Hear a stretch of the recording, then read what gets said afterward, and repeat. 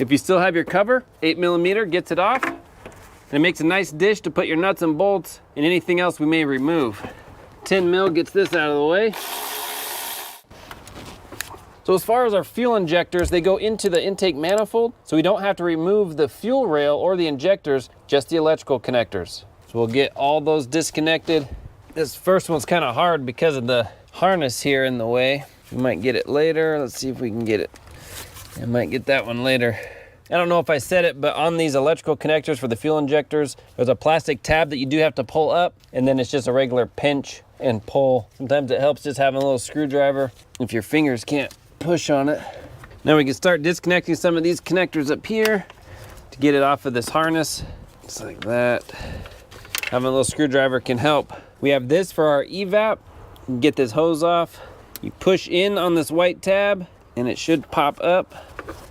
There we go. We'll just leave that loose for now. And we'll get this little bracket off here.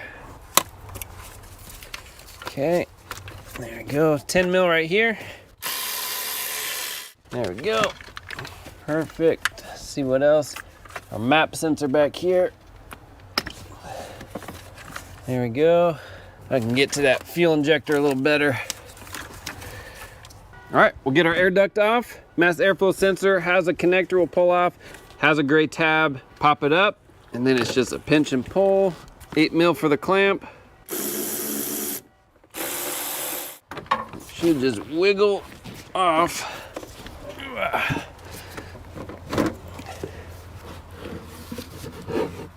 All right, got that. Just take this boot off, put them together. Throttle body connector, gray tab, pull back, then pinch. I think that's everything on this side. We have one hose under the throttle body, coolant hose. Okay. A little coolant's coming out of that throttle body. No big deal, just have a catch pan underneath. You can even drain your coolant before we get this far. Okay, just double checking, got that undone. Everything over there is undone. Okay, so on this side over here, we have our fuel line that goes into our rail. We'll disconnect that. Let me move you around, you can see better. Okay, so for the fuel, what we're gonna do on this side, there's a Schrader valve. We'll just pop that off. Okay, then we're gonna have a towel, and we're gonna have a screwdriver. We're gonna push on that Schrader in the middle, and that'll get any of that leftover fuel pressure to bleed out, get caught in our rag. Okay, I think that's it. Do it again just to be sure. Okay, so that's it there. Then on this side, right here, we'll pop this metal clip off here, and then we'll use one of these tools, whichever one fits, and it'll go in this cavity here in the front and push back, and it'll release a spring inside, and then this hose here will be able to slide off. That's the plan anyway.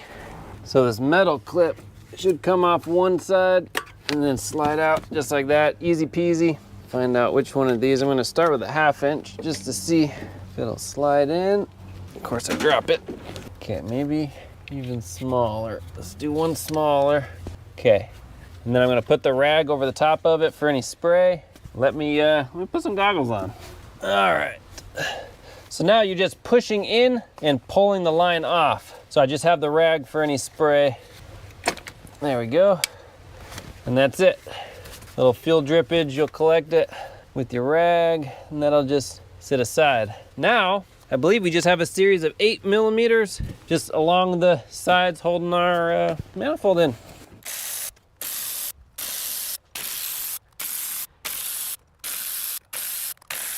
Okay, so there are 2 hoses we forgot while I was pulling the bolts out. I spotted them, and both hoses are for our PCV system. We got this hose here. You get a screwdriver, or here's a pick right here. So this one up top. Come on, buddy. Okay, that one there. Then we have one on this side going into the throttle body. Pull it off down below. Okay, perfect. So now it should lift up. I got everything. Just gonna lift this out of the way. Just push it in the back. Then you can hold it. There's a little cross member here linking one fuel rail to the other. You can use that as a handle. So this actually We'll see if we can work with it so we don't have to pull this cross member off, but we might have to just to get it through. You know, let's just do that and make it easier for us. So right here, our evap line goes under our cross member. So we'll just pull that off real quick. There's an 8mm bracket in the back and then a little Torx up front. So in reality, we probably didn't have to pull this flexible hose off. We probably could have just disconnected the fuel rail cross member and accomplished the same thing. Let me find that Torx. So the Torx is a T20, and hopefully this will just pop up without much trouble. There we go. Slide it under that. Okay, so at least it's out. And we still might have to finesse with it. Let's put this back on. It's just a little O-ring. Gonna slide it back in for now. So let's see what we can do here. Oh, are you kidding me? So there's another hose. I just overlooked it. So there's two coolant hoses at the bottom of the throttle body. I only got the one. If you want, there's more than one way to skin a cat. You can take the throttle body off. It's 3 10mm bolts. And then you don't have to worry about those coolant hoses at all. There we go. There we go. Pull this off here. Perfect. Once the manifold is out of the way, it exposes our valley pan here. Of course, we'll clean up, we'll vacuum every bit around the whole thing before doing anything else. Let's stuff some rags in the intake ports so we don't get anything falling down there. Okay, perfect. Where the wires go in the top, those are caps. We want to pop off those caps and disconnect those electrical connectors. In order to get the connector off, you want a good pick. Just a small little pick in there. Okay. Now we want to take out our knock sensors, 22mm. All right. 10mm bolt, one on this side, one on this side. That'll get this little coolant cross member out. All right, bolts are out. Wiggle, wiggle, bunch of coolant. Just gonna get this gasket super disintegrated. Let me pick it out. There's not even enough of it left to show you. Looks like it's just an O-ring. Yeah, it's just kind of disintegrated, but that's what it looks like, just a little O-ring. Trying to scrape off the old stuff as much as possible. If you need a little more, you can use a plastic razor blade to get the rest of that rubber stuff off. So we'll do the same thing on this side. I'll just wipe it good and clean. Good and clean. If there's any O-ring material left, just scrape it out. And we'll blow it with the air gun. So on these, I don't necessarily care for the design. They do go on like that. They fit perfectly. But because this channel is so deep, I'm just gonna put an O-ring back on, just like they had from the beginning. So just have a little assortment of O-rings from Harbor Freight. And let's see if we can find the right size. Okay, I found ones that'll fit perfectly. And all you want with your O-rings is that they protrude out so that when you bolt it down, it'll squish a little. So you just want a little bit of squish. Let's push those in, push those in. I think that's good enough. So now, bolt them down. They don't fall out. Perfect. Put our bolts back in. Now, if you do decide to get the ones from the kit, I'm sure they're fine. That's entirely up to you. I'm just deciding to do this instead. Tighten these down. I don't have a torque on those, just snug is good. I'm just gonna get an air hose and blow out all the coolant and stuff so it'd be easy to spot a new leak if there is one. Now, on our manifold, pop this up. Watch out, there still may be some fuel in it. We want to just pop this off like that. Nice. Okay, and then we'll just wipe all around. Make sure it's good and clean. Make sure it's good and clean. Watch your injectors. You don't want to get a bunch of gunk on the tip of your injector. Easy to avoid. Okay, we'll do that to all of them. Okay, perfect. Then we take our new gasket. We'll just pop it on. It should just click on in its same grooves that it came out from. It should just snap into place. That's it. So there's one. Just make sure it sits flat. We'll turn it around and do the other side. I'll tip it over. Again, fuel may come out. Pop this off. Get a little of this.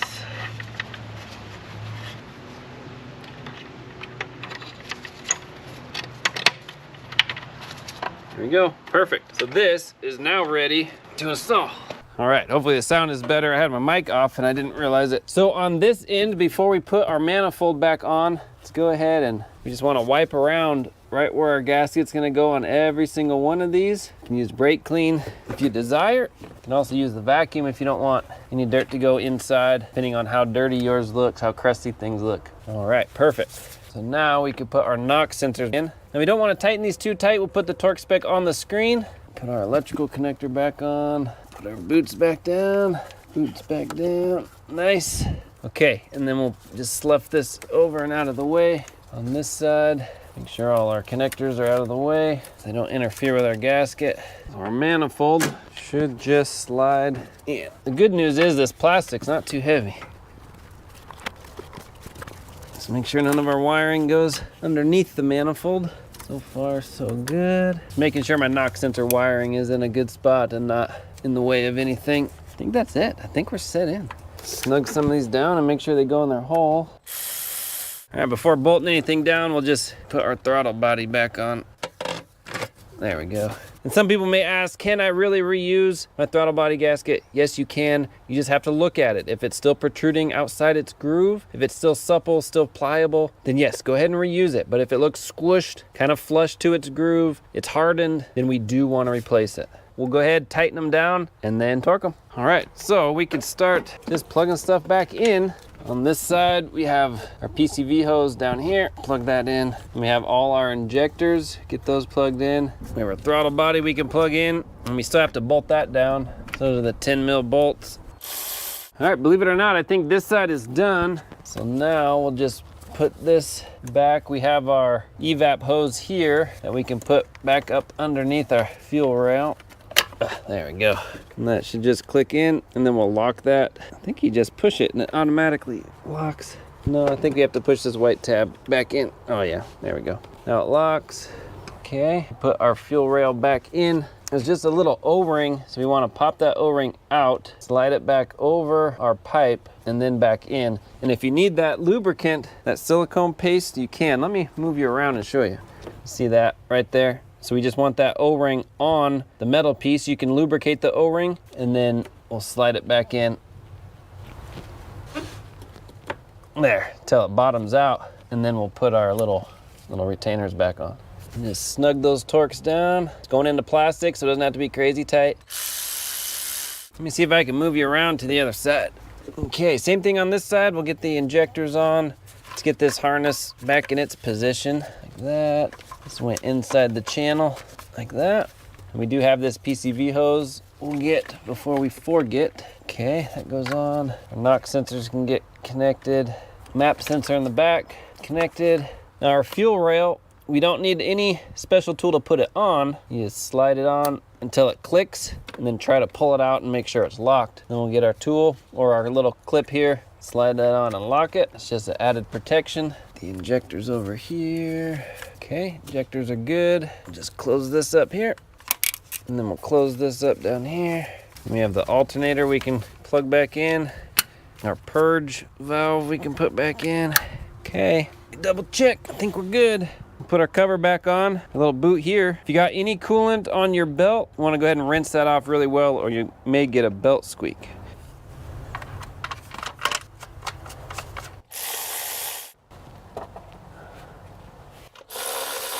Before we put our duct on, we will make sure we get this on.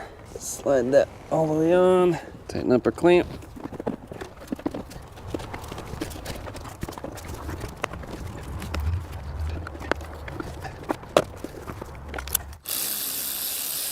Not a whole lot to do. There are a few things like the fuel. Just have to be careful, wear goggles, glasses, and a rag over it. Other than that, the hardest part of this whole job actually was getting the connectors off of the injectors. So once you get those off, the rest of it, breeze. If you have any questions, comment down below. Thanks for watching.